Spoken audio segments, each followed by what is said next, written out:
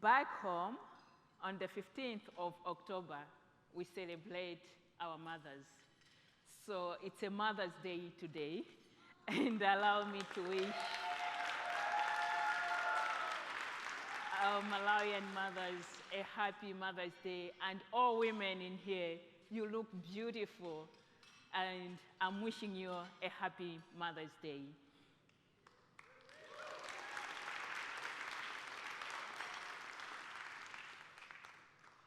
I want to share with you my story. Growing up in the northern part of Malawi, in a village where prevalence of malnutrition was very high at the time I was growing up, my mother was so determined to prevent us from suffering from malnutrition. So, every time after we have had dinner in the evening, we'd sit around the fire and she would tell us stories about malnutrition, and she would teach us songs which she had learned from the health facility when she had taken us for growth monitoring or for other services. So they would sing at that facility just to reinforce learning. When she got home, when we sit around the fire, she would make us sing those songs with her. She would tell us why we needed to eat different kinds of food. She taught us that food would help us to build our bodies, to prevent diseases, but also to make us grow. We loved listening to her songs and different stories. And Mom always took every opportunity, because at that time it was so common to see children with pot bellies, children who were very tiny and skinny. So every time we had that opportunity to see such children, my mother would point at those children and help us get a lesson from it, to say, if you don't eat well, you will be like that child. And that child has kwashiorkor, or you'll be like that child. That child has marasmus. So literally, I learned to identify malnutrition from my mother, who was not a trained nutritionist, but someone who had knowledge through the healthy services. Mom was so determined that we should have the food she was talking about grown in our farm. So she worked really very hard in her small farm to grow different kinds of crops so that she shouldn't have a burden of buying food. And we were able to eat from our homegrown food. My mom's passion in fighting malnutrition inspired me to study nutrition. So I went and studied nutrition. When I finished school, I picked a job with Nkoma Hospital. Nkoma Hospital is a referral hospital that's in the southern part of our capital city in Lilongwe. While I was working there, my role involved treating children with malnutrition. The conditions which my mom was teaching on now were very practical. The prevalence of malnutrition was very high as well in the communities that we were working in, especially during the lean period when hunger peaks. People would harvest, they would have plenty, and then there is a season. Normally it starts from November, December, January. During these seasons, we would be overwhelmed with so many children coming to the facility to be treated from malnutrition. We all know that once a child gets malnourished, the effects of malnutrition are permanent. Those children who have suffered malnutrition would hardly attain their physical and cognitive potential. That's fair, because they still are alive. But unfortunately, as fate would have it, some of the children that we were treating could not go through.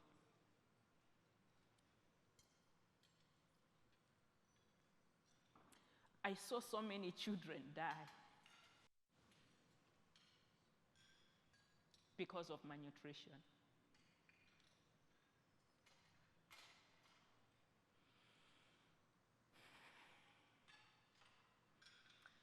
I saw how devastated the parents or the mothers were after losing their children to malnutrition. I knew their environment and the environment in which my mother were not very different. But what made a difference was that my mother had knowledge,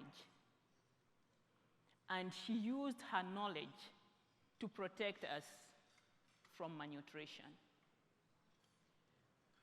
And she was determined to work in the fields so that we have food. I was looking for an opportunity where I could impact the lives of mothers, train them, empower them with knowledge to prevent malnutrition using locally available resources. And by the grace of God, I had an opportunity to work with the Hunger Project. I love working for the Hunger Project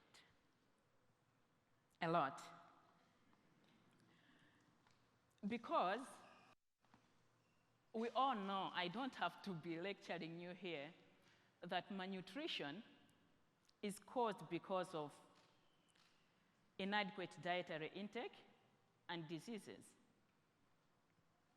And these are caused by lack of access to food, lack of empowerment in our women, and lack of access to healthy facilities.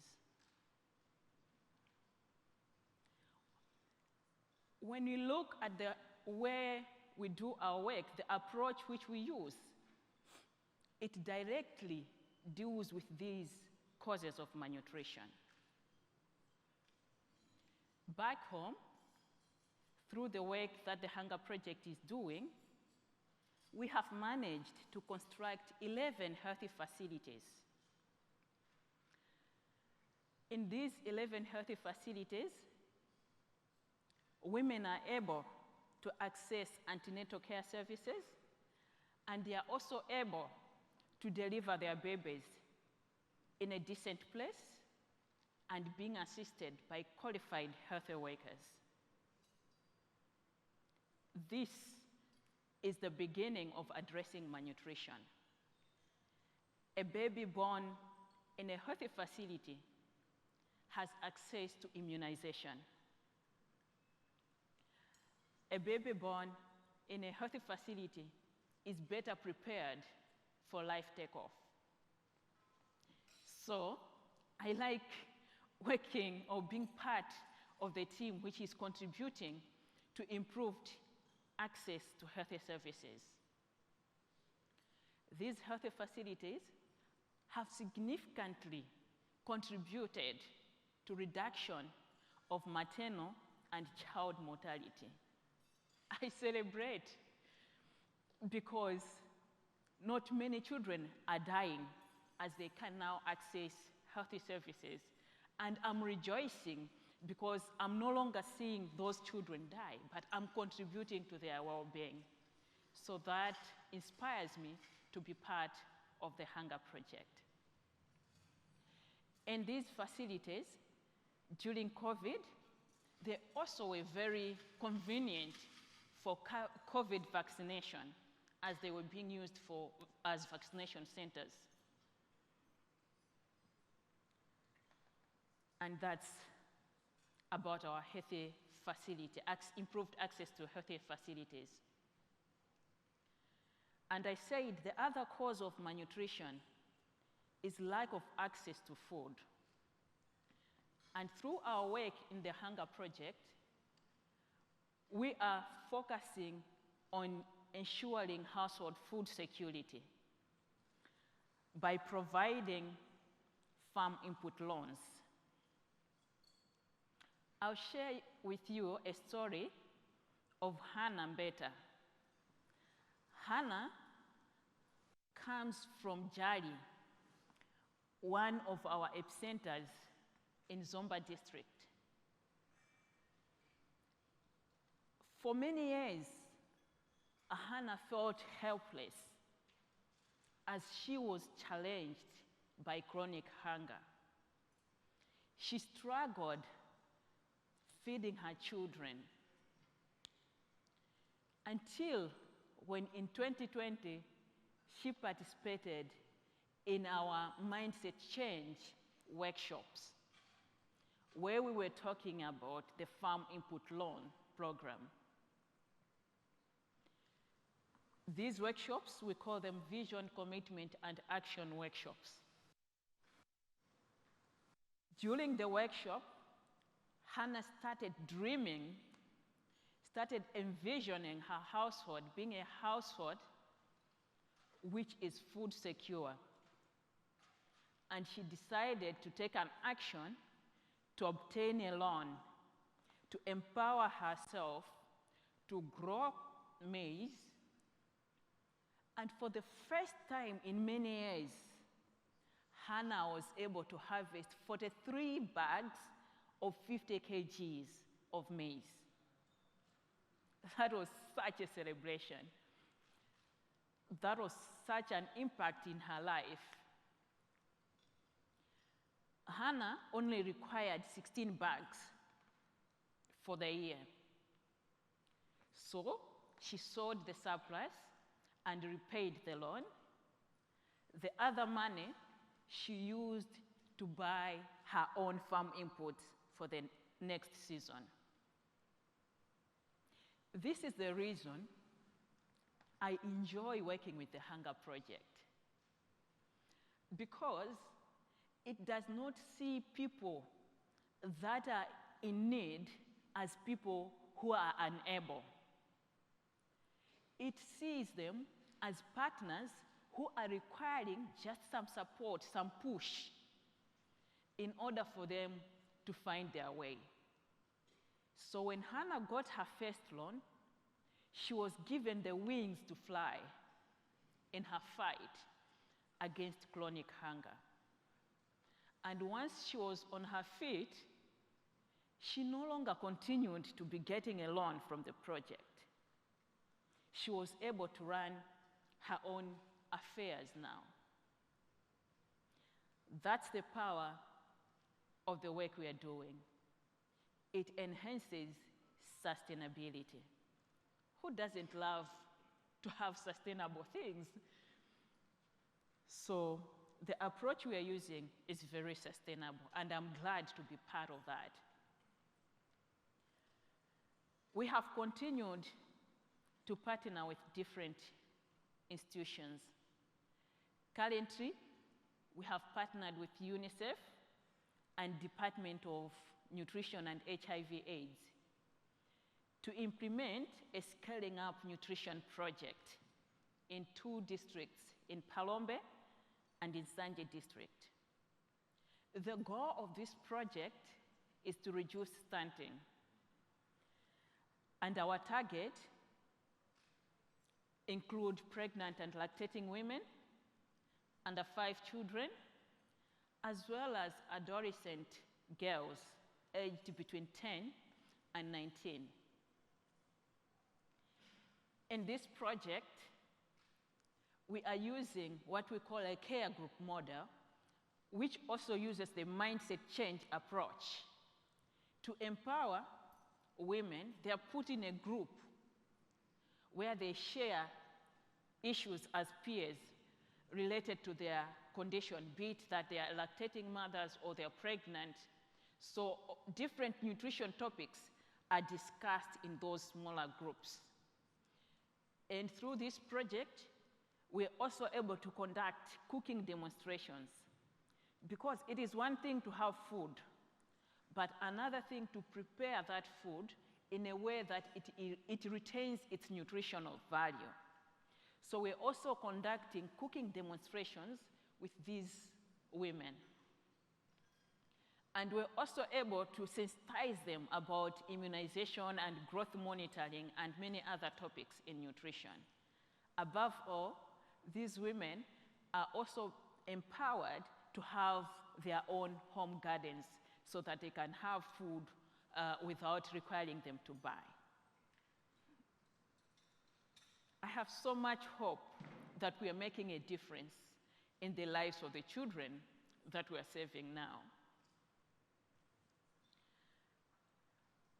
I want to share with you that we also understand that we cannot be talking of addressing malnutrition if we don't talk about water, sanitation, and hygiene. As I'm standing here, back home, there is a circular that went around today on Mother's Day, when we're supposed to be celebrating and to be happy, that we should manage our happiness and celebration because 4,000 cases of cholera were confirmed in different parts of our country. A few weeks ago, like last month, the government was launching a campaign to conduct cholera vaccine for children. Through our partnership with Microsoft, we have connected internet in very remote areas. And one of our community health workers by the name Stephen, who is a 23-year-old community health worker, was going through the website by the Ministry of Health, where he got information about the upcoming vaccine and also the confirmed cases of cholera in other parts of the country. Immediately, when Stephen read that information, he went ahead, prepared the community, raised awareness that cholera is happening in some parts of the country, and he didn't want it to happen in the community where he was working. So he started training them to start using hand washing facilities. Stephen was also able to raise awareness about a new vaccine. It is a new thing to have a cholera vaccine. So he needed to prepare his community or the participants in the community about the vaccine so that many children should show up and receive the vaccine. This is the impact of the partnership when we say meaningful access to internet connectivity. This is what it means. Because in a normal setup, traditionally, what it meant was Stephen would still be in the community, he would still not have the information, he would wait for physical training from specialists from the district, from the central district, to go and conduct a training to them about the new vaccine as well as about the confirmed cases. We are making a lot of difference. There is so much hope. Having said this, I feel like the future is calling us to feed our children well. Malawi has been labeled one of the poorest countries. Of course, it is not just labeled. Malawi is one of the poorest countries. But I have so much hope that the story of Malawi would change if we feed these Malawian children well. When we feed them well, they will break the cycle of poverty, because proper nutrition will enable them to attain their cognitive potential as well as their physical potential to become productive citizens that will change the economic situation of our country. I have so much hope that an investment in nutrition is an investment in the future. It is a generational investment. So when I look at the future, I feel like the future is calling us to feed the children so that they can change the story of the hardships that we all have gone through. Thank you very much.